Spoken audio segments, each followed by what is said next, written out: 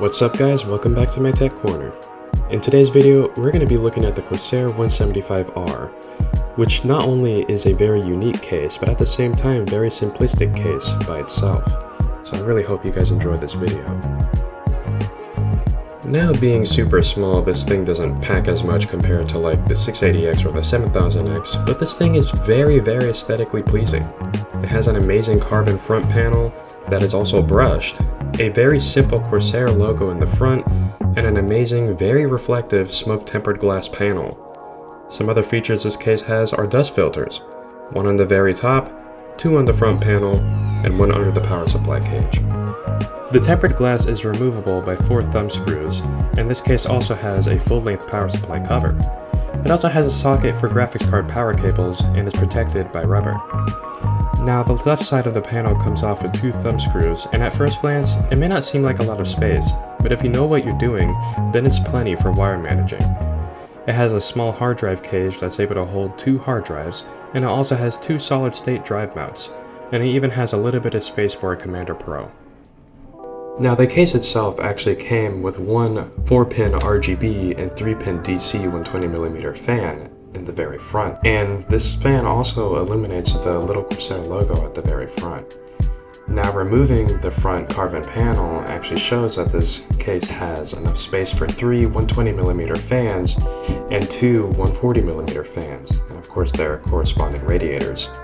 The top of the case has space for 2 140mm fans and 2 120mm fans, and of course the rear has space for 1 120mm fan. Now, something that I really like about this case when I first saw it was how small and simple it is. It reminds me of when I first started building with computers. And something else that I thought was a little unintentional is the little underglow the front fan makes on the bottom of the panel. It looks pretty cool, and I thought it was just a nice little touch. But something that I really don't like about the case is the fact that the top, side, and bottom of the tempered glass doesn't completely seal, and therefore any lights that shine through. And it looks really bad sometimes, and sometimes I'll be just playing some games and my entire room will be lit up by my computer. Now, to test out the airflow of this case, I went ahead and installed 5 very high power fans, 3 in the front and 2 up top. These fans suck in a lot of air and will definitely put the airflow to the test. Now, I went ahead and recorded the benchmarks and the temperatures, and the different tests for this case were the glass on, panel arm, and filter on, and of course the glass off, panel off, and filter off, to see if these parts really restrict the airflow or if it's just as fine with them on. Here's what I recorded, so go ahead and pause the video if you need to.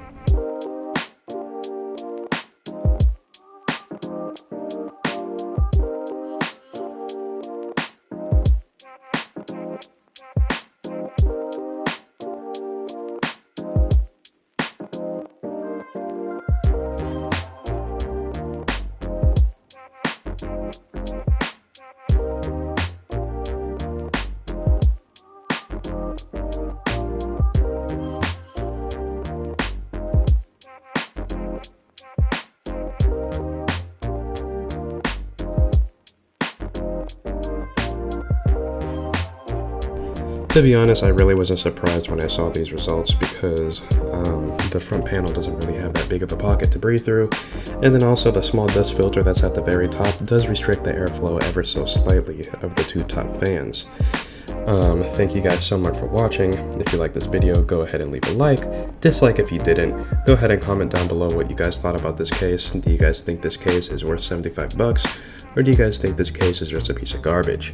Go ahead and leave your comments down below. Make sure to subscribe because that'll help out the channel so much, and I really do appreciate you guys.